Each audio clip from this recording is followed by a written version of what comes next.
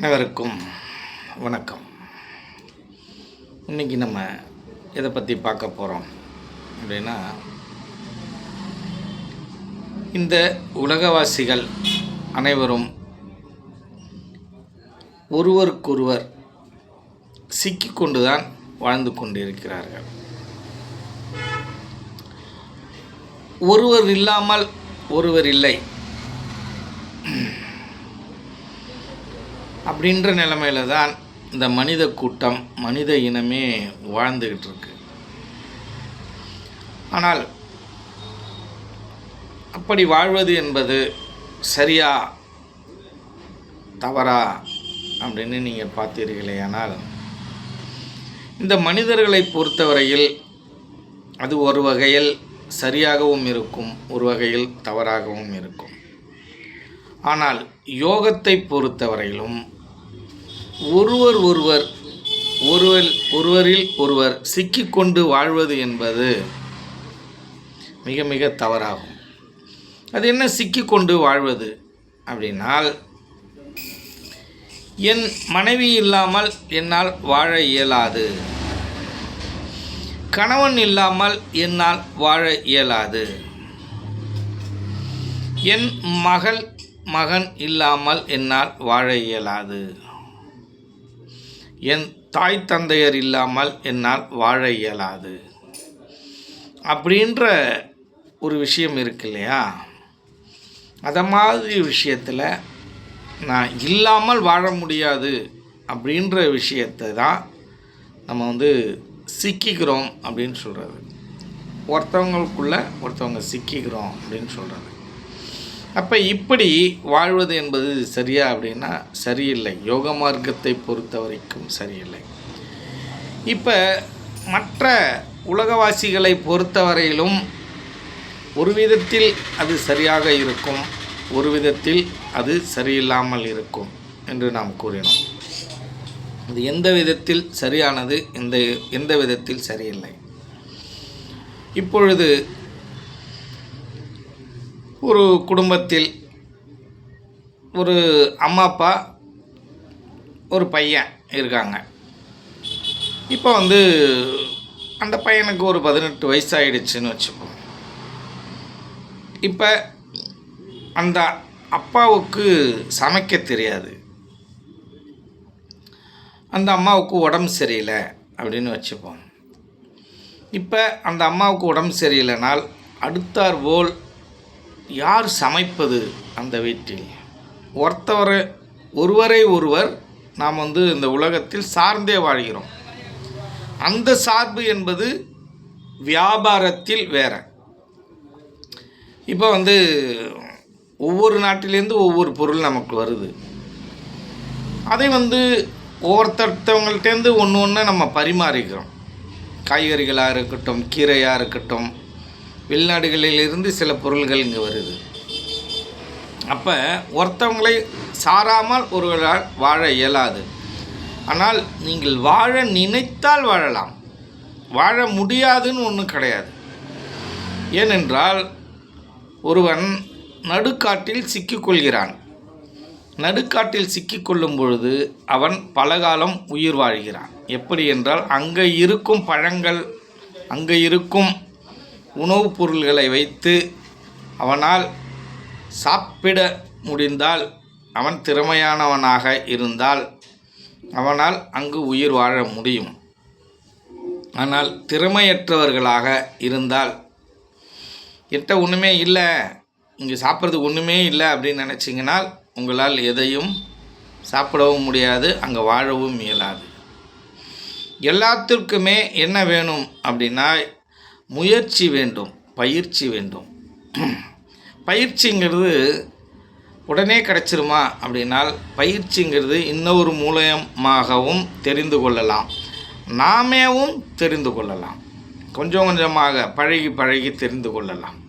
ஆதிகாலத்தில் மனிதன் பழகி பழகி தான் தெரிந்து கொண்டு இருக்கிறான்.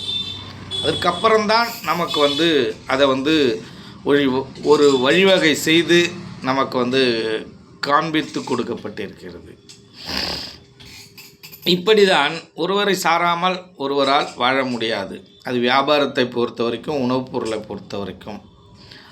ஆனால் இந்த வாழ்க்கையை பொறுத்தவரையிலும் நாம் என்ன செய்ய வேண்டுமென்றால், அவர்கள் அம்மாங்கிறவங்க நல்லாவே இருக்கட்டும், திடீர்னு அவங்களுக்கு உடம்பு சரியில்லை அப்படின்னா நமக்கு சமைக்க கற்றுக்கணும். அதாவது ஒரு கஞ்சி வச்சாவது சாப்பிட்ற அளவுக்கு கற்றுக்கணும், ஒரு உப்மா செய்கிறதுக்காவது கற்றுக்கணும், ஒரு சாதம் வடித்து ஒரு தண்ணி ஊற்றி சாப்பிட்ற அளவுக்காவது நம்ம கற்றுக்கணும். இன்னும் கேட்க போனால் சமையல் கற்றுக்கணும் அப்படிங்கிறது தான் இப்போ நம்ம சொல்ல வருது. அப்போ ஒரு தாய் தந்தை இல்லாமல் கூட நம்மளால் வாழ முடியும் என்ற நிலையை நாம் உருவாக்கி கொள்ள வேண்டும். அதேபோல் அந்த தாய் தந்தையரும் யாரும் இல்லாமல் நம்மளால் வாழ முடியும் என்ற ஒரு உறுதியை அவர்கள் பின்பற்றணும். ஆனால் அதை பின்பற்றுவது என்பது நான் வாயால் சொல்லிடுறேன், ஆனால் பின்பற்றுவது மிக மிக கடினம். ஏனென்றால் இந்த உலகம் பாசத்தோட பிணைப்பில் தான் கட்டப்பட்டிருக்கு. இந்த உறவுகள், இந்த வாழ்வியல் முறைகள், இந்த மனிதர் கூட்டமே எப்படி கட்டப்பட்டிருக்குன்னா பாசத்தில் அடிப்படையில் தான் இந்த உலகமே கட்டமைக்கப்பட்டிருக்கு. ஆனால் இந்த பாசத்தில் கட்டப்பட்டு இருந்தாலும் நாம் அவர்கள் இல்லாமல் வாழ கற்றுக்கொள்ள வேண்டும். ஏன் அப்படி வாழ கற்றுக்கணும்? என்ன காரணம் அப்படின்னால், இப்போ யாரோ ஒருத்தவங்களுக்கு உடம்பு சரியில்லைன்னா நமக்கு சமைக்க கற்றுக்கணும், காய்கறி எப்படி வாங்குறதுன்னு கற்றுக்கணும். அதே போல் அவர்கள் ஒரு வீட்டில் ஆண்கள் தவறிவிட்டால் அவர்கள் என்ன வேலை செய்து நம்ம பிழைத்து கொள்வது, என்னென்னலாம் செய்யலாம் அப்படின்று அவர்களும் தெரிந்து வைத்திருக்க வேண்டும். இந்த உலகத்தை பொறுத்தவரையிலும் யாரையும் நம்பி யாரும் இருக்கக்கூடாது என்பதை தெளிவாக புரிந்து கொள்ள வேண்டும். சரி, அப்படி இல்லைன்னா எனக்கு என்ன ஆகும்? மிகுந்த ஒரு பாதிப்பை சில காலம் அனுபவிப்பீர்கள். நாம் எல்லாத்திற்கும் தயாரான நிலையில் இருக்க வேண்டும். ஏற்கனவே சொன்ன மாதிரி நம்ம துன்பத்தை கண்டு பயப்படுறோம் இல்லையா? அந்த துன்பத்தை கண்டு பயப்படுவதை விட்டு அந்த துன்பம் எப்போ வரும் அப்படின்னு எதிர்பார்த்துக்கிட்டு காத்து இருந்தோன்னு வச்சுங்க, அந்த துன்பம் வந்தாலும் பிரச்சனை இல்லை. சரி, யதார்த்தமாக இன்பமும் வந்துச்சு, அதையும் அனுபவிப்போம், துன்பமும் வருது, அதையும் அனுபவிப்போம். நம்ம துன்பத்தை பார்த்து காத்திருக்க வேண்டும். அப்பொழுது தான் அதிலிருந்து நாம் விடுபட முடியும். எப்போதுமே இன்பம் வேணும் அப்படின்னு நினச்சிங்கன்னா அது கிடைக்காது. துன்பங்கிறது இந்த உலகத்தில் அதிகமாக கிடைக்கும், இன்பங்கிறது மிக மிக குறைவாக கிடைக்கும். அதை நாம் தெளிவுபடுத்தி கொள்ள வேண்டும். இப்படி ஒரு மனிதன் பல விஷயங்களை கற்று வைத்திருக்க வேண்டும். ஆணாக இருந்தாலும் பெண்ணாக இருந்தாலும். ஆண் இல்லாமல் பெண் எப்படி வாழ முடியும்? பெண் இல்லாமல் ஒரு ஆண் எப்படி வாழ முடியும் அப்படின்னு அந்த வாழ்க்கை முறையை கற்று வைத்திருக்க வேண்டும். நீங்கள் கற்று வைத்திருந்தீர்களே ஆனால் பிற்காலத்தில் அதை சார்ந்த பிரச்சனைகளோ கவலையோ உங்களை பெரிதாக பாதிக்காது. அவர்கள் இல்லாத ஒரு குறை வேண்டுமானால் இருக்கலாம், அந்த பாசம் உங்களை பாதிக்கும். ஆனால் அதிலிருந்து வரும் இடர்பாடுகள் இருக்கு இல்லையா, இந்த நடைமுறை சிக்கல்கள், இது பாதிக்காது நாம் எல்லாத்திற்கும் தயாராக இருந்தால். அப்படிப்பட்ட நடைமுறை சிக்கல் உங்களுக்கு உருவாகும். வந்த பாசம் வச்சுட்டா அவங்கள நினச்சி ஏங்கணும், அவங்க இல்லாமல் நம்மளால் வாழ முடியாது. ஆனால் நம்ம நீங்கள் வைக்க வேணாம் அப்படி சொல்லலை. ஆனால் அதிலிருந்து, அந்த விஷயத்திலிருந்து உங்களை நீங்கள் தற்காத்து கொள்ளணும்னா அதிகமாக வைக்கக்கூடாது. எந்த சூழ்நிலையும் எந்த நேரத்திலையும் நீங்கள் எது நடந்தாலும் அதை ஏற்றுக்கொள்வதற்கு தயாராக இருக்க வேண்டும். அந்த ஏற்றுக்கொள்ளும் நிலையில் இருப்பது மட்டுமில்லாமல் செயல்படுவதற்கும் தயாராக இருக்க வேண்டும். இது புரிஞ்ச மாதிரியும் இருக்கும், புரியாத மாதிரியும் இருக்கும். கொஞ்சம் சிரமப்பட்டு புரிஞ்சுக்கணும்னு வச்சுங்களேன். அது இதோட அனுபவம் இருந்துச்சுன்னா உங்களுக்கு நான் சொல்கிறது ஈஸியாக புரிஞ்சிடும். அனுபவம் இல்லாதவர்களுக்கு கொஞ்சம் புரியுது சிரமம். நீங்கள் இந்த மகான்கள் சித்தர்கள் சொன்ன மாதிரி இந்த பந்த பாசத்தில் சிக்கிக்கக்கூடாது. ஆனால் நீங்கள் அன்பாக இருங்க, கருணையாக இருங்க, தயவாக இருங்க, எப்படி வேணுமோ இருக்கலாம். அதில் எந்த விதமான பிரச்சனையும் இல்லை. ஆனால் இந்த அன்பினால் எந்த பிரச்சனையும் வராது. இந்த பாசத்தினால் பிரச்சனை அதிகமாக வரும். இந்த பாசம்னா என்ன, அன்புனா என்ன அப்படின்னு கேட்டிங்கன்னா, பாசம் என்பது நான் என் மகன் மீது வைத்திருக்கும் பற்று. அன்பு என்பது எல்லார் மீதிலும் இயல்பாக வைத்திருக்கக்கூடிய ஒன்று. நான் அவன் இல்லாமல் வாழ முடியாது என்பது பற்று. ஆனால் அன்பு என்பது அவர் இல்லாமல் இருந்தாலும் இன்னொரு மகனை நான் மகனாக ஏற்றுக்கொண்டு வாழ முடியும், இன்னொரு அப்பாவை நான் அப்பாவாக ஏற்றுக்கொண்டு வாழ முடியும். இதுதான் வித்தியாசம் இங்கே. அதனால தான் மகான்கள் சித்தர்கள் எல்லாம் அன்பாக இருக்க கற்றுக்கொள்ளுங்கள் அப்படின்னு சொல்லுவாங்க. இந்த பற்றற்று இருக்கணும் அப்படின்னு சொல்லுவாங்க. அந்த பற்றுங்கிறது உங்களை பாதிக்கக்கூடாது. அப்படி நீங்கள் அதை மாதிரி ஒரு சூழ்நிலை வந்துடுச்சுன்னா, இந்த பற்று உங்களை பாதிக்கும் பொழுது உங்கள் உடல்நிலை பாதிக்கும், உங்கள் மனநிலை பாதிக்கும். அப்படி பாதிக்கும் பொழுது அது அந்த யோகத்திற்கு இடையூறாக இருக்கும். இந்த யோகத்தில் ஈடுபடுபவர்கள் கவலை இல்லாமல் இருக்கணும். ஒரு வாழ்க்கையை நிம்மதியாக இன்பமாக வாழறதுக்கு நிறைய செயல்பாடு பண்ணணும். நீங்கள் எது பண்ணாலுமே இப்போ என்ன நடக்கும் அப்படின்னு கேட்டிங்கன்னா, எங்கேயோ ஒரு இடத்துல நீங்கள் தடுங்கி நிற்பீங்க. ஏதோ ஒரு சூழ்நிலையில் ஒரு இடத்துல ஸ்டாப் ஆகி நிற்பீங்க. அப்போ உங்களுக்கு சப்போர்ட் பண்ணுவதற்கு கண்டிப்பாக ஒரு நல்ல குருநாதர் தேவை. ஏனென்று கேட்டால் அவர்கள்தான் அனுபவஸ்தர்கள். அந்த இடத்துலேருந்து எங்கே விட்டீங்களோ அங்கேருந்து ஆரம்பிக்கிறதுக்கான வழிமுறை அவர்களுக்கு தான் தெரியும். சில பேர் இயல்பாகவே அந்த தன்மை இருக்கும். அப்படி இருப்பவர்களை பற்றி எந்த விதமான பிரச்சனையும் இல்லை. அப்படிப்பட்ட நபர்களை பற்றி நாம் பேச வேண்டியதே இல்லை. அவரும் ஒரு குருவாக மாறியிருப்பார். அவரும் ஒரு அனுபவசாலியாக இருப்பார். அது வயதில் சிறியவராக இருந்தாலும் பெரியவர்களாக இருந்தாலும். ஆனால் தெரியாத சின்ன வயசில் இருந்துக்கிட்டு தெரியாத விஷயத்தை தெரியும்னு பார்த்து தன்னை ஒரு ஆசானாக நினைத்து கொண்டு மக்களிடம் இந்த ஆன்மீக போதனைகள் செய்யும் இந்த கத்துக்குட்டிகள் நிறைய பேர் இருக்கிறாங்க. அப்படியும் உலகத்தில் இருக்க தான் செய்யும். இந்த உலகங்கிறது இன்பமும் துன்பமும் நிறைந்தது தானே, உண்மையும் பொய்யும் கலந்தது தானே. இப்போ எல்லாத்தையும் நம்ம ஏற்றுக்கிட்டு தான் போய் ஆகணும். ஆனால் உண்மை எப்பொழுதுமே உண்மையாகவே இருக்கும். பொய் என்பது பல விதத்தில் மாறிக்கொண்டே இருக்கும் என்பதை தெரிந்து கொள்ள வேண்டும். இப்படி நீங்கள் ஒருவரிடம் ஒருவர் சிக்கிக்கொள்ளாமல் வாழ்க்கையை நடத்த வேண்டும். மிக பெரிய பெரிய தத்துவ ஞானிகள் இதை சார்ந்து பேசியிருக்காங்க. நீங்கள் இருங்க, குடும்பத்தோடு இருங்க, ஆனால் தனிச்சு இருக்கிற மாதிரி இருங்க. மனதளவில் நீங்கள் தனித்து இருப்பதன் மாதிரி, யாரும் இல்லாமல் உங்களால் வாழ முடியும் அப்படின்ற ஒரு நிர்பந்தத்தில் நீங்கள் வாழ்வதற்கு அதற்கான பயிற்சிகளை நீங்கள் எடுத்துக்கொள்ள வேண்டும் என்று தத்துவ ஞானிகள் சொல்லியிருக்காங்க. அது ஒரு பெரிய ஆச்சரியம். தத்துவ ஞானிகள் சொல்வது என்பது பெரிய ஆச்சரியம். சித்தர்களும் மகான்களும் சொல்லியிருக்காங்க, அது ஆச்சரியம் இல்லை. அது அவர்களுக்கு இயல்பானது, அவர்களுக்கு தெரிந்த விஷயந்தான் அது. இப்படி இந்த ஒருவர் சிக்கிக்கொள்வதில் பலவிதமான பிரச்சனைகள் இருக்குது. அவர்கள் விட்டு சென்று விட்டால் மனம் அழுகும், கண் அழுகும், உடல் அந்த துன்பத்தில் ஆழ்த்தப்படும்.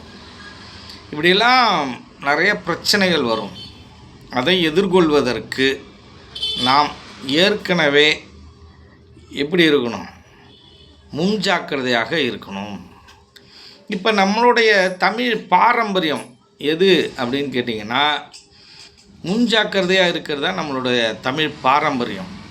வியாதி வந்ததுக்கப்புறம் ஆஸ்பத்திரிக்கு போகிறதுங்கிறது ஆங்கிலேயனோடது. ஆனால் நம் வாழ்க்கை முறையே முன்ஜாக்கிரதையான வாழ்க்கை முறை. அதை நீங்கள் தெளிவாக தெரிஞ்சுக்கணும். நம்மளோட உணவு முறை முன்ஜாக்கிரதையான உணவு முறை. இப்போ ஒருத்தவன் மனக்கசப்பு இல்லாமல் வாழ முடியாது, மன கஷ்டம் இல்லாமல் வாழ முடியாது. ஏன்னால் இன்றைக்கு சமூகம் அப்படி ஆகிடுச்சு. அப்படி மன கஷ்டம் பட்டால் என்ன நடக்கும் அப்படின்னு கேட்டிங்கன்னால், இரத்த குறைவு ஏற்படும், அல்சர் ஏற்படும், மலச்சிக்கல் ஏற்படும். அதற்கு தகுந்தாற்போல் உணவு முறை. காலையில் பழையது கஞ்சி, சத்தான உணவு, இதையெல்லாம் சாப்பிடும் பழக்கம் நமக்கு இருந்தது. அப்போ அதை மாதிரி சாப்பிடக்குள்ள எந்த விதமான பிரச்சனையும் நமக்கு இல்லை. அறுசுவை உணவு, அறுசுவை காய்கறிகள் நம்ம மதியம் அந்த குழம்புல சேர்த்துப்போம். அந்த உணவை ஒரு சாதம் வடித்து அந்த உணவை அந்த குழம்பை அதில் போட்டு கலவையாக நீங்கள் சாப்பிடும் பொழுது உங்களுடைய எல்லாத்தையும் பேலன்ஸ் பண்ணும். எல்லா விதமான சுவையும் எது எங்கே பேலன்ஸ் இல்லாமல் இருக்கோ, எது குறைவாக இருக்கோ அதெல்லாம் எடுத்துக்கும். அப்படின்ற முறையில் தான் இந்த அறுசுவையை மதிய உணவில் குழம்பாக சேர்த்துக்கொள்வது வழக்கமாக நம் பாரம்பரியத்தில் இருந்தது. அதை நாம் மறந்துவிட்டோம். அறுசுவை என்றால் ருசி என்று நினைத்து கொள்கிறீர்கள். அறுசுவை என்றால் கசப்பு, இனிப்பு, துவர்ப்பு, ஓர்ப்பு. இதில் என்ன அப்படின்னு கேட்டிங்கன்னால், நீங்கள் 2 சுவையை விட்டுடுங்க, 3 சுவையை விட்டுடுறீங்க. இந்த 3 சுவை முக்கியமான சுவை எது அப்படின்னு கேட்டிங்கன்னால், அதிகபட்சமாக இனிப்பை விட்டுடுறோம், அதுக்கப்புறம் துவர்ப்பையும் கசப்பையும் விட்டுடுறோம். இந்த துவர்ப்பும் கசப்பும் தான் முக்கியமான சுவையாக இந்த உடம்புக்கு தேவைப்படும் சுவையாக இருக்கிறது. இதை நாம் அதிகபட்சமாக சேர்த்துக்கொள்வதே இல்லை. அதிகபட்சமாக நீங்கள் காய்கறி அப்படின்னு நீங்கள் மதிய சாப்பாட்டில் சேர்த்துக்கிறது எதுனா, கேரட்டு, பீட்ரூட், கத்திரிக்காய், உருளைக்கிழங்கு, ரொம்ப ரேராக பாகற்காய். யாரோ ஒருத்தவங்க இந்த பாகற்காய், சுண்டைக்காய், நெல்லிக்காயை யாருமே சேர்த்துக்கிறது இல்லை. முள்ளங்கி சில பேர் சேர்த்துக்கிறீங்க, முள்ளங்கியும் சேர்த்துக்கணும். இந்த காராக்கரணை, கருணைக்கிழங்கு, இந்த சேப்பங்கிழங்கு, இதை மாதிரி நம்ம நாட்டு வகை காய்கறிகளை நம் உணவில் சேர்த்துக்கொள்ள வேண்டும். கொத்தவரங்காய், நிறைய நம்ம நாட்டு வெண்டைக்காயெல்லாம் சாப்பிட்றவங்க ரொம்ப கம்மியாக இருப்பாங்க. ஹோட்டலில் என்ன பண்ணுவான், விலை எது கம்மியாக இருக்கோ அதை வாங்கி ஹோட்டலில் கட் பண்ணி உங்களுக்கு சமையலில் சமைச்சு கொடுப்பான். அதை தான் நீங்கள் சாப்பிட முடியும். அது வியாபாரம் பண்ணுறான். வியாபாரம் வேறு, குடும்பம் வேறு. ஆனால் ஒரு சில பேர் வியாபாரத்தையே, அந்த வியாபாரத்திற்கே தம் குடும்பம் போல செய்யும் சில நபர்கள் இருக்கிறார்கள். அவர்களை நாம் குறை சொல்வதற்கில்லை. இந்த உலகத்தை பொறுத்தவரையில் நல்ல மனிதர்கள் அங்கங்கே கொஞ்சம் இருப்பதனால தான் இந்த உலகம் இயங்கிக் கொண்டு இருக்கிறது என்பதை நாம் தெளிவாக தெரிந்து கொள்ள வேண்டும். இது மாதிரி ஒரு விஷயத்தில் நம்ம எந்த விஷயமாக இருந்தாலும் அந்த விஷயத்தில் நாம் அடிமைப்படக்கூடாது. இப்படி நம் தமிழ் கலாச்சாரத்தில் உணவு முறை எல்லாமே எப்படி இருந்ததுன்னா, முன்ஜாக்கிரதையாக முன்னாடியே நம்ம எல்லாத்தையும் அட்வான்ஸாக சேர்த்துப்போம். அதுக்கப்புறம் பெரிய வியாதி, வைரஸ் சார்ந்த வியாதி, பெரிய வியாதி வந்துருச்சு அப்படின்னா அது மீறி வர்றது. ஒரு கேன்சர் வந்துருச்சுன்னா அது மீறி வர்றது. அது பாவம் சார்ந்தது, மகான்களுக்கே வந்திருக்கு. இப்படி ஒரு முறை இந்த சிக்கலில் சிக்கிக்கக்கூடாது. உணவாக இருந்தாலும் அந்த உணவில் நாம் சிக்கிக்கக்கூடாது. இந்த உணவு தான் நான் சாப்பிடுவேன் அப்படின்னு அந்த உணவில் சிக்கக்கூடாது. எது கொடுத்தாலும் சாப்பிட்றதுக்கு நம்ம தயாராக இருக்கணும். நம்ம மனதளவில் நம்ம தயாராக இருக்கணும், உடல் அளவிலும் தயாராக இருக்கணும். இப்போ புத்தருக்கு இந்த கதை ஏற்கனவே கேட்டிருந்தாலும் இன்னும் ஒரு முறை நான் இதை சொல்கிறேன். ஏன் அப்படின்னு கேட்டிங்கன்னா, இது மாதிரி சிக்கிக்கொள்ளக்கூடாது ஒவ்வொரு விஷயத்துலையும் அப்படிங்கிறத நம்ம புரிஞ்சுக்கணும். புத்தருக்கு பாயசங்கிறது ரொம்ப பிடிச்ச ஒரு உணவு. அதை புரிஞ்சுக்கிட்டு தெரிஞ்சுக்கிட்ட ஒரு அம்மா முதல் நாள் பாயசம் வச்சு எடுத்துகிட்டு கொடுத்துருக்காங்க. புத்தர் அதை வாங்கி சாப்பிட்ருக்காரு. அதுக்கும் அடுத்த நாளும் பாயசத்தை அந்த அம்மா எடுத்துகிட்டு கொடுத்துருக்காங்க. புத்தருக்கு பிடிக்குமே அப்படின்னு அன்றைக்கும் சாப்பிட்டுட்டாரு. 3வது நாளும் அந்த அம்மா பாயசம் வச்சு எடுத்துகிட்டு கொடுத்துருக்காங்க. அதற்கு புத்தர் என்ன சொன்னார் அப்படின்னு கேட்டிங்கன்னா, நான் பாயசம் சாப்பிடுவதை நிறுத்திவிட்டேன் என்று அந்த பாயசத்தை சாப்பிடாமல் அந்த அம்மாவிடம் பிறருக்கு இதை கொடுத்து விடுங்கள் என்று அவர் சொல்லிவிட்டார். இதிலிருந்து என்ன தெரிகிறது? 3வது நாளும் அந்த மனம் அந்த பாயசத்தை தேடும் என்பதால் அவர்கள் அந்த 3வது நாளும் அதை சாப்பிட்டு விட்டால் 4வது நாளும் கேட்கும் என்பதால் பாயசம் சாப்பிடுவதே நிறுத்திவிட்டார் புத்தர். இப்படி மனதை புரிந்து கொண்டு இந்த மகான்களும் சித்தர்களும் செயல்பட்டு இருக்கிறார்கள். இந்த யோக மார்க்கத்தில் ஈடுபடுபவர்களும் அப்படிதான் செயல்பட வேண்டும். ஆனால் கொஞ்சம் பாதிக்கும் தான். ஒருத்தவங்க சாராமல் வாழ்வது என்பது கொஞ்சம் பாதிக்கும் தான். அதற்கான முன்ஜாக்கிரதை தான் நம் முன்னாடியே கொஞ்சம் தள்ளி வாழ்வது.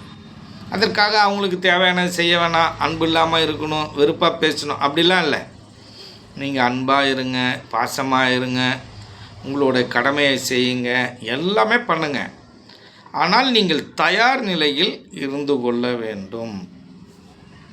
ஒருவரில் ஒருவர் சிக்கிக்கொள்ளக்கூடாது என்பதை தெளிவாக தெரிந்து கொள்ள வேண்டும். சொல்லுவாங்க, நான் இல்லாமல் உன்னால் வாழ முடியாது, நீ இல்லாமல் வாழ முடியாது. இந்த உலகத்தில் யார் இல்லாமல் இருந்தாலும் யாராலையும் வாழ முடியும். இந்த இயற்கை அப்படிப்பட்ட ஒரு சூழ்நிலையை இங்கே உருவாக்கி வச்சுருக்கு. யார் இல்லைனாலும் காய்கறி விளைஞ்சிக்கிட்டு தான் இருக்கும். யார் இல்லைனாலும் சூரியன் வந்துட்டு போயிட்டு தான் இருப்பார்.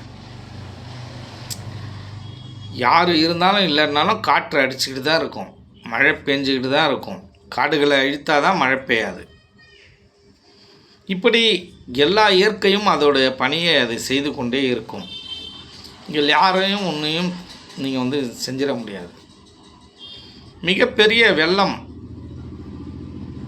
வந்தது. சுனாமி பேரலையில் சிக்கி பெரிய பெரிய பைல்வான்லாம் செத்துட்டான். பெரிய பெரிய பைல்வான் எல்லாம் இறந்துட்டான். மிகப்பெரிய ஒரு அழிவு மனித கூட்டத்திற்கு.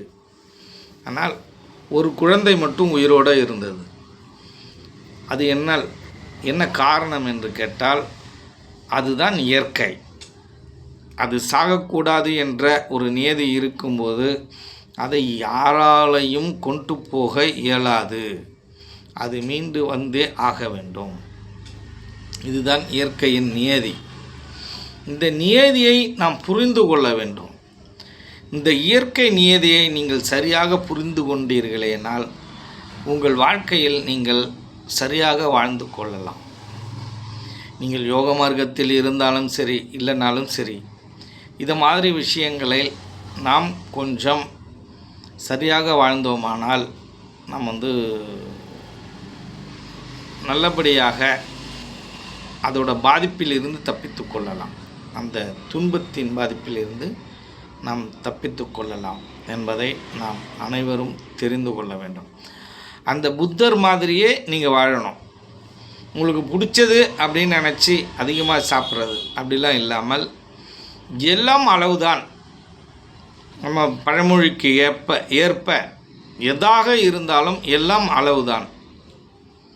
வேண்டுமானால் ஒரு சட்னி நல்லா இருக்கா, ஒரு 4 இட்லி சாப்பிட்றீங்க அப்படின்னா 4 இட்லி சாப்பிடுங்க, 5 இட்லி சாப்பிடுங்க, 3 சாப்பிட்றீங்கன்னா 4 சாப்பிடுங்க.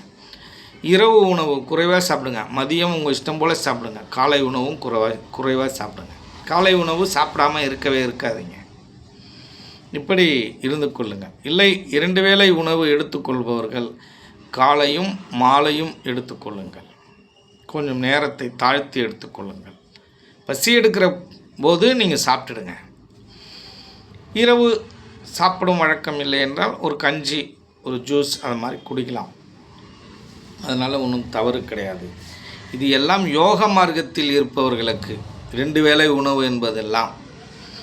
நீங்கள் மற்ற நேரங்களில் இருப்பவர்கள் 3 வேளை உணவு அவசியம் சாப்பிட வேண்டும். உடல் உழைப்பு இருப்பதற்கு தகுந்தாற்போல் நாம் உணவை உட்கொள்ள வேண்டும். உடல் உழைப்பு அதிகமாக இருக்குது, அவர் அதுக்கு தகுந்த மாதிரி சாப்பாடு சாப்பிடணும். உடல் உழைப்பே இல்லை, அதுக்கு தகுந்த மாதிரி குறைவே சாப்பிட்டுக்கணும். நமக்கு ஒரு நாள் உடல் உழைப்பு இல்லைனாலும் நம்ம அதுக்கு தகுந்தாற்போல் உணவை எடுத்துக்கணும். நமக்கு உடல் தேவையை பொறுத்து தான் உணவு எடுத்துக்கொள்ள வேண்டுமே தவிர நம்ம சாப்பிட்றோம், நம்ம டெய்லி 5 இட்லினா 5 இட்லியே சாப்பிட்டுருக்கக்கூடாது. அதை தகுந்தாற்போல் மாற்றிக்கொள்ளணும். உடம்பு சரியில்லைனால் கஞ்சி குடிப்பது, நம் உடம்பு எப்படி இருக்கோ அதுக்கு தகுந்தாற்போல் எடுத்துக்கொள்ள வேண்டும். உடம்பே அப்படிப்பட்ட கட்டமைப்பில் தான் இருக்குது. உடம்பு சரியில்லைன்னா உங்களை சாப்பிடவே முடியாது. அது ரெஸ்ட்டு கேட்குது. உடல் உள்ளுறுப்புகளை அது அந்த அந்த நோயை குணப்படுத்துவதற்கு ஓய்வை எடுத்துக்கொள்ளும் தானாக. ஜுரம் அடிச்சுன்னா நிறைய பேரால் சாப்பிடவே முடியாது. ஏன் அப்படின்னால் உள்ளுறுப்புகள் ஓய்வு எடுத்துக்கொண்டு அந்த ஜுரத்தை சரி பண்ணும். ஓய்வெடுப்பதற்காக தான் ஜுரமே வருது.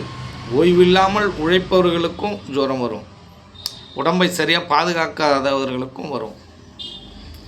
இப்போ வைரஸ் சார்ந்த பிரச்சனைகள் இருந்தாலும் வரும், பலவிதத்திலும் ஜுரம் வரும். அந்த ஜுரம் என்பது நமக்கு ஏதாவது ஒரு விஷயம் வரப்போகுது அப்படின்றத காமிக்கிறதுக்காக முதல்ல வர்றது.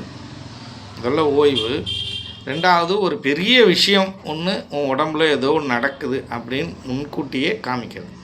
அது ஒன்றும் இல்லை, மஞ்சக்காமலை இருந்தால் ஜுரம் வரும், வாமிட் வரும். இப்போ அல்சர், கடுமையான அல்சர் இருந்தாலும் வாமிட் வரும், ஜுரம் வரும். இந்த வாமிட்டும் ஜுரமும் நமக்கு உங்களோட உடம்பில் இருக்கக்கூடிய ஒரு குறை இருந்துச்சுன்னா அதை சுட்டி காட்டுவதற்காக வரக்கூடியது. ஸ்டோன் இருந்துச்சுனாலும் ஜுரம் வரும், வாந்தி வரும். கேன்சர் இருந்தாலும் ஜுரம் வரும், வாந்தி வரும். இப்படி ஒரு விஷயம் இருக்குனால் அதை உங்களுக்கு காண்பித்து கொடுப்பதற்காக, இது இருக்குது உள்ளார அப்படின்னு காமிச்சு கொடுக்கறதுக்காக இந்த ஜுரங்கிற ஒன்று வருது.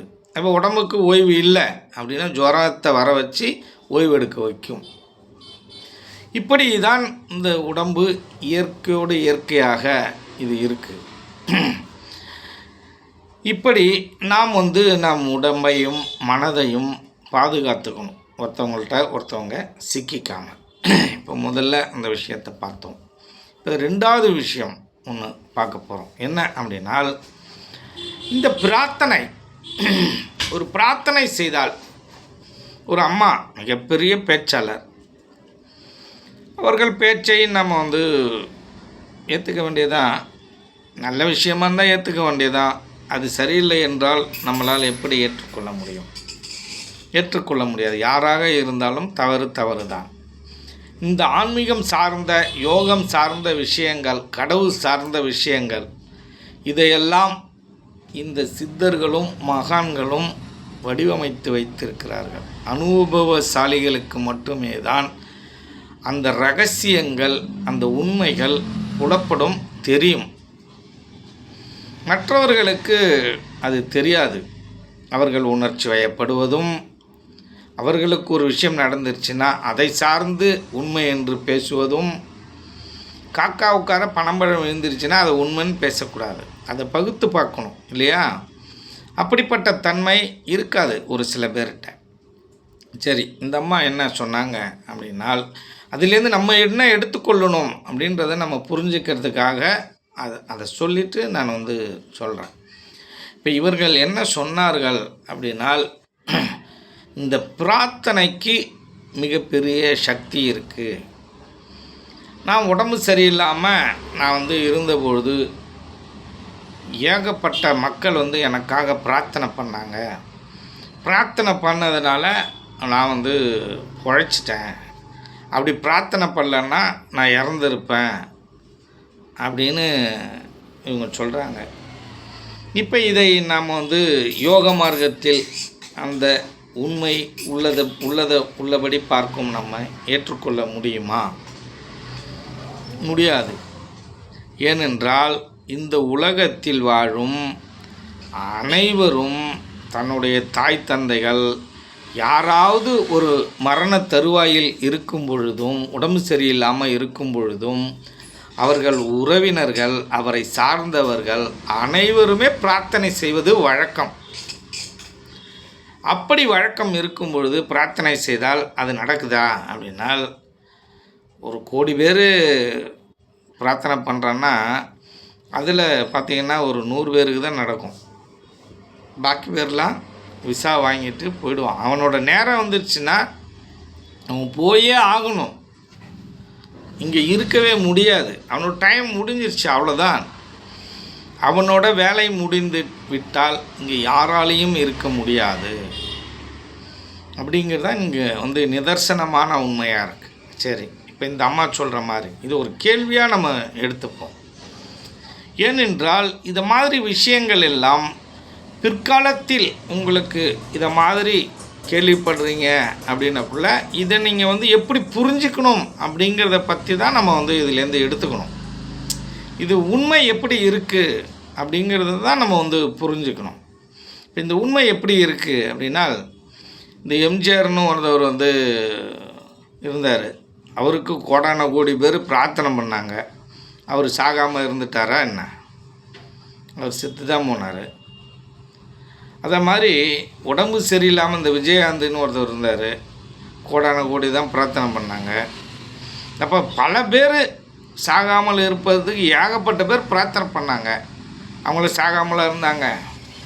அப்போ இந்த பிரார்த்தனைக்கு ஒரு சக்தி இருக்கிறது, சாகாமல் அவர்களை காப்பாற்றும் அப்படிங்கிறது உண்மை இல்லை. அவர்களுக்கு அந்த பிராப்தம் இருக்குது அப்படின்னா உயிரோடு அவங்க இருக்கணும். இப்போ இந்த உடம்பு சரியில்லாமல் இருப்பது அவர்களுக்கு ஒரு கண்டம் அப்படின்னால் அதை மீண்டு அவர் வருவார்கள். அவர்களுடைய கால அவகாசம் இருக்குது. அவர்களுடைய கால அமைப்பு ஒரு 80 வயது அப்படின்னால் ஒரு 60 வயதில் அவருக்கு ஒரு உடம்பு சரியில்லாமல் போகுது அப்படின்னால் அவர் அதை கடந்து வந்து விடுவார். இல்லை 60 வயது தான் அவருக்கு ஆயுள்னா 60 வயதில் அவர் மரணிப்பார் என்பது தான் இங்கே நிதர்சனமான உண்மையாக இருக்குது. ஆனால் இது எல்லாம் இயற்கை மரணத்தை சார்ந்தது. இந்த ஆக்சிடெண்ட் பண்ணுறது அதெல்லாம் வேறு. ஆனால் அதுவுமே இதை கணக்கிட்டு தான் வரும். இந்த இந்த இந்த உலகத்தில் நடக்கும் எல்லா விஷயங்களையும் நிர்ணயிப்பது எதுனால் அவர்களுடைய பாவம் புண்ணியம்தான். அதுதான் அவர்களை என்ன பண்ணும் அப்படின்னு கேட்டிங்கனால், அவர்களுடைய ஆயுளையும் அவர்களுடைய வாழ்க்கையும் நிர்ணயிக்கும். இந்த பாவம் புண்ணியம் தான் நிர்ணயிக்கும். மற்றது நிர்ணயிக்காது.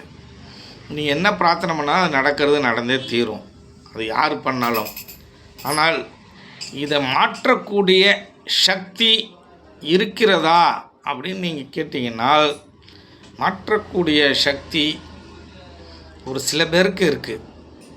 அந்த ஒரு சில பேர் இதற்கு உடன்படுவார்களா அப்படின்னால் அதுதான் இங்கே பிரச்சனை. இந்த பிரார்த்தனை பண்ணலாம்ல, இந்த ஒரு கோடி பேர் பிரார்த்தனை பண்ணல, இந்த 1 கோடி பேரில் எவ்வளோ நல்லவர்கள் இருப்பார்கள். ஏன் இந்த நல்லவர்கள் அப்படி சொல்கிறேன்னா, இந்த சரியில்லாத நபர்கள், கெட்டவர்கள் இருக்காங்க இல்லையா, இவர்கள் மனித லிஸ்ட்லேயே இருக்க மாட்டாங்க. இவர்கள் ஒவ்வொரு மிருகமாக இருப்பார்கள். ஒவ்வொரு மிருகத்தன்மையும் அவர்களுக்குள் இருக்கும். எல்லார் மனிதருக்குள்ளரையும் அது இருக்கும். அவர்களிடம் அது நிறையா இருக்கும்.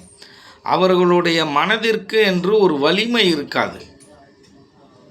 ஆனால் நல்லவர்களுடைய மனம் இருக்கு இல்லையா, அதற்கு சில வலிமைகள் உண்டு. இந்த நல்லவர்கள் யார் அப்படின்னா, போய் பேசாமல் உண்மையே பேசி யாருக்கு எந்த கெடுதலும் பண்ணாமல் எல்லார் மேலேயும் அன்பாக இருந்து கருணை, தயவு, வள்ளலார் மாதிரி, அன்னை தெரசா மாதிரி, நம்ம இப்போ சமகாலத்தில் இந்த அப்துல் கலாம் அப்படி எடுத்துக்கலாம். இன்னும் நிறைய நபர்கள் இருக்காங்க, சில பேர்லாம் இருக்கிறார்கள். அவர்களுடைய மனதிற்கென்று ஒரு வலிமை இருக்கிறது. அவர்களுடைய பிரார்த்தனைக்கு அது பிரார்த்தனையாக பண்ணணும்னு அவசியம் இல்லை. அவர்கள் மனதால் நினைத்தாலே அது நடக்கும். ஏனென்றால் அந்த மனதிற்கென்று சில வலிமை இருக்குது. அந்த வலிமையில் அவர்கள் நினைக்கும் பொழுது அவர்களுக்கும் பாதிப்பு இருக்குது. இந்த பாதிப்பு அதிகமாக இருப்பவர் யாருக்குன்னா சித்தர்களுக்கும் மகான்களுக்கும். இந்த மகான் நினைத்தால், சித்தர்கள் நினைத்தால் இதை மாற்ற முடியும். அந்த மாற்றிவிட்டு அதற்கான வழியை அவர்களால் சுமந்து கொள்ள முடியும். அதை அவர்கள் என்ன பண்ணுவாங்க, தவ வலிமையில் அவர்கள் தவம் செய்து சரி செய்து கொள்வார்கள்.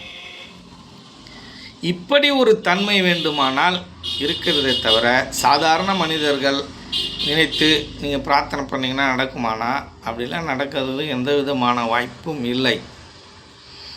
இப்போ அந்த அம்மா அதை மாதிரி நடந்துருச்சு அப்படின்னா அது அவர்களுடைய நம்பிக்கை.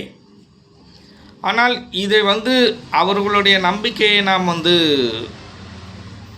சரியோ தவறோ என்று நாம் சொல்வதற்கில்லை. ஆனால் நிதர்சனமான உண்மை அது அல்ல. அப்போனா நம்ம என்ன தெரிஞ்சுக்கணும் அப்படின்னால், இதை போல மூட பழக்க வழக்கங்களை இந்த யோக மார்க்கத்தில் இருப்பவர்கள் நம்பக்கூடாது. அதை மாதிரி தான் இங்கே இந்த உலகமும் இயற்கையின் நியதியும் இருக்குது. அதை தெளிவாக தெரிந்து கொள்ளணும். ஆனால் எப்போ பார்த்தாலும் இந்த யூடியூப்பை திறந்தாலும் உலகத்தில் எது பண்ணாலும் பிரார்த்தனை, இது எனக்கு கொடுக்கல, அது எனக்கு கொடுக்கல, இப்படி அப்படின்னு பிரார்த்தனை, இது பிரார்த்தனை, அது பிரார்த்தனை. இதையெல்லாம் தத்துவ ஞானிகள் தவறான விஷயம் அப்படின்னு சொல்கிறாங்க. விஞ்ஞானிகளே இதை மறுக்கிறான். ஆனால் மனதிற்கென்று ஒரு சக்தி இருக்கிறது.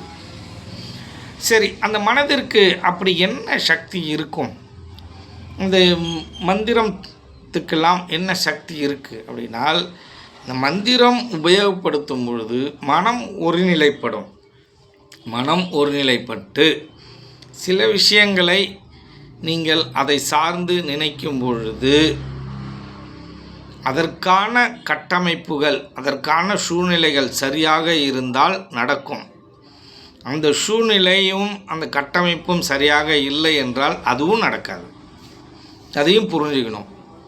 சரி, இவங்க சொல்லிட்டாங்க, அப்போ இந்த மந்திரத்தை நம்ம பயன்படுத்தி பார்ப்போம், இந்த ஒருநிலைப்படக்குள்ளே நம்ம இதை பிரார்த்தனையாக வைப்போம். ஒரே விஷயம்தான், எது நடக்குதோ அதுதான் இங்கு நடக்கும். அதை மாற்ற முடியும் என்றால் அவரவர்களால் தான் அவரவர்கள் வாழ்க்கையை மாற்ற முடியும். இன்னொரு வாழ்க்கையை மாற்றக்கூடிய தன்மை யாரிடம் இருக்கிறது என்று நீங்கள் தெரிந்து கொண்டால், தன்னை உணர்ந்த ஞானிகள், தன்னை கடந்தவர்கள், அவர்கள் அவருடைய மனதை கடந்து விட்டார். மனதை கடந்த ஒரு நிலையில் அவர் அந்த பெருநிலையை அடைந்து விட்டார், அந்த கடவுள் தன்மையை உணர்ந்து விட்டார் என்றால் அவர்களுக்கு தான் அந்த நெளிவு சுழிவுகள் எல்லாம் தெரியும், அந்த உண்மைத்தன்மையெல்லாம் புரியும்.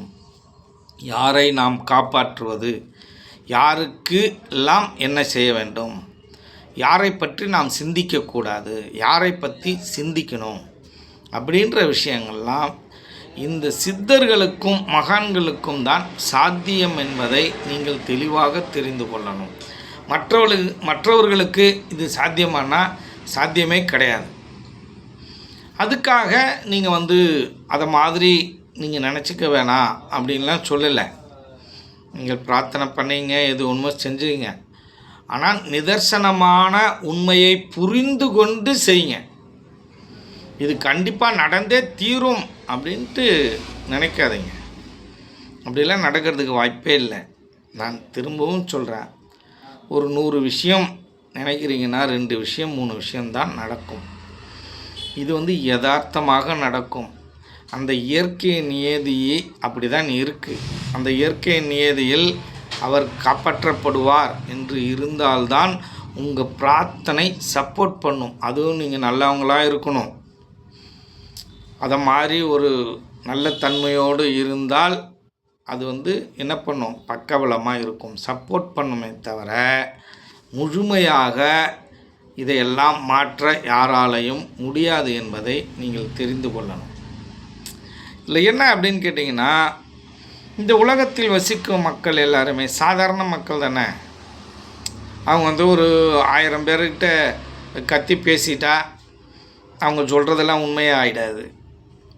இவர்கள் எல்லாம் மற்ற நூல்களில் இருந்து எடுத்து பேசுபவர்கள் தான். மற்றவங்கள்ட்டேருந்து கேட்டு தெரிஞ்சுக்கிட்டு பேசுகிறதா, அவங்க உணர்ந்து பேசுறதுங்கிறது கிடையாது.